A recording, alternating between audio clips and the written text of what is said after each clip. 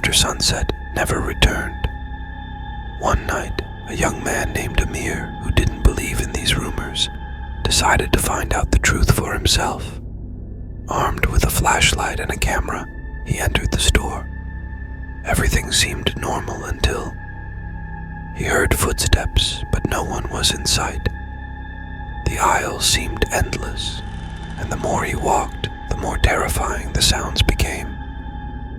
Amir reached a strange section he had never seen before. The shelves were filled with old toys and dolls, whose eyes seemed to follow him. Amir felt his breath catch in his chest.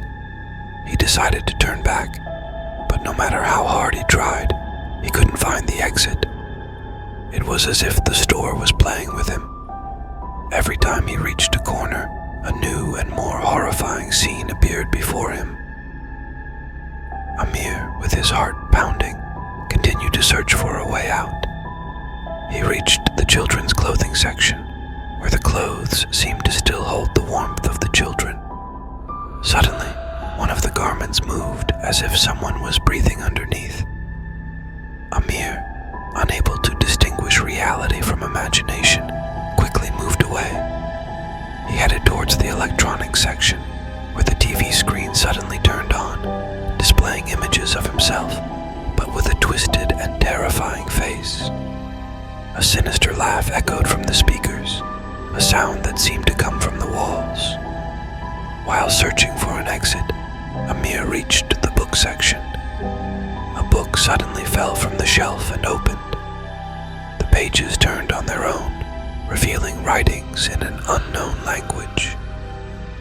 Amir, feeling an invisible force pulling him towards the book, began to read.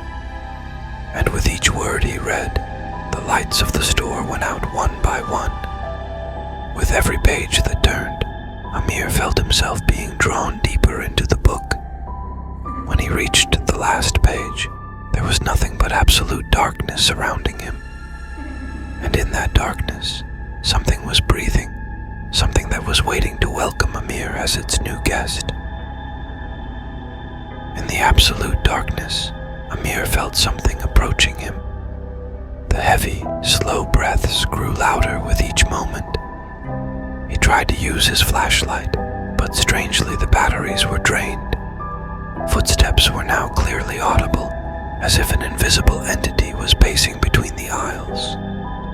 Amir remembered his camera and started recording, hoping to capture something. At that moment, the camera displayed images that shook Amir to his core. His reflection on the glass shelves had eyes that were black and lifeless.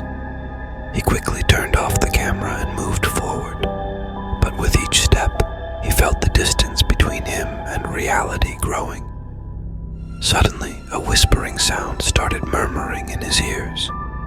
The whispers were in an incomprehensible and terrifying language. Amir felt the ground beneath him shake, and the shelves began to move as if they were alive. As Amir searched for a way out, he reached a section he had never seen before. In this section, products moved on their own, and voices emanated from them. He looked at a porcelain doll that seemed to speak to him.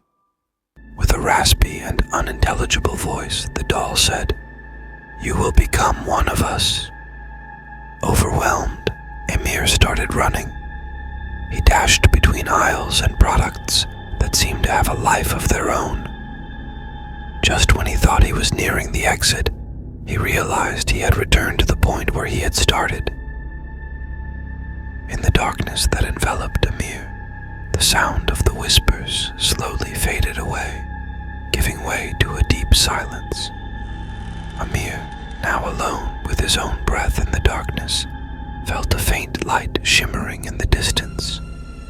He moved towards the light with hope, and with each step, the light became brighter and warmer.